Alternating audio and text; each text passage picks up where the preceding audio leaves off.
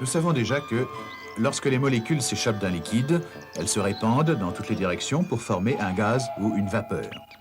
Ce processus s'appelle l'évaporation. C'est le changement de l'état liquide à l'état gazeux. Quand les molécules d'un gaz sont refroidies, elles se déplacent plus lentement et se rassemblent d'une manière plus dense pour former un liquide. Ce processus s'appelle la condensation, le changement de l'état de gaz à celui de liquide. Et maintenant, la dilatation et la contraction. Si tu gonfles un ballon d'air, mais pas complètement, et si tu le laisses exposer au soleil, il grossira visiblement. Et si tu prends un autre ballon et que tu le remplisses d'air jusqu'à ce qu'il soit le plus gonflé possible, puis que tu le laisses exposer en plein soleil, c'est à peu près sûr qu'il éclatera.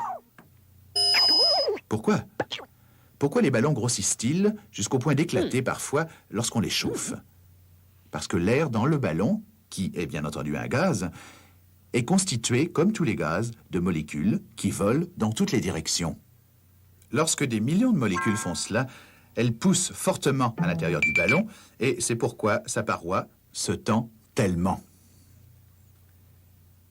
Quand le soleil chauffe les molécules, celles-ci se déplacent plus rapidement, ce qui a pour effet de les faire rebondir avec plus de force et plus souvent à l'intérieur du ballon.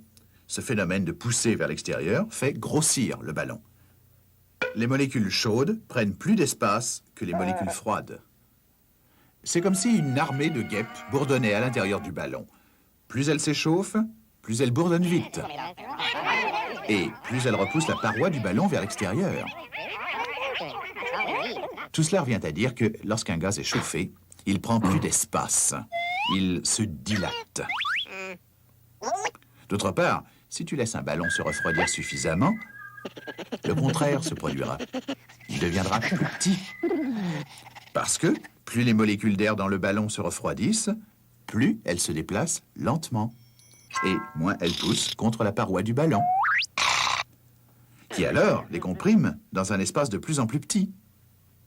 Les molécules froides occupent moins d'espace que les molécules chaudes.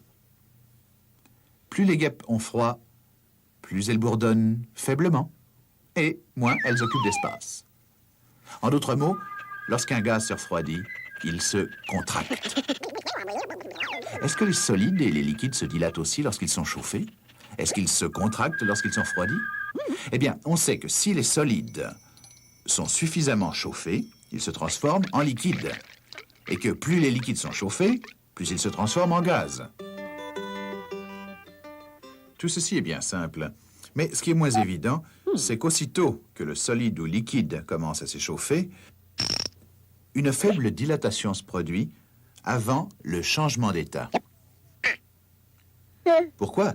Parce que plus les molécules se déplacent rapidement, plus elles s'éloignent les unes des autres, que ce soit dans un solide ou dans un liquide. C'est pour cela qu'on laisse toujours un espace libre dans le goulot d'une bouteille afin de permettre la dilatation du liquide au cas où celui-ci serait chauffé.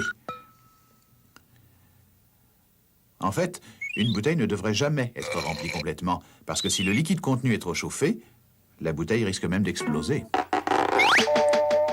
Peux-tu trouver un exemple familier de la dilatation et de la contraction d'un solide? Eh bien, d'après toi, quelle est la cause du tacatoum que tu entends quand une voiture roule sur un pont?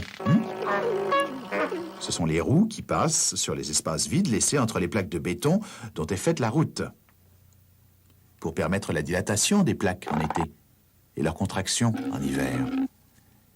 Maintenant, tu sais non seulement pourquoi les voitures font tacatoum sur les ponts, mais tu sais aussi comment éviter l'explosion d'une bouteille et l'éclatement d'un ballon. N'est-ce pas?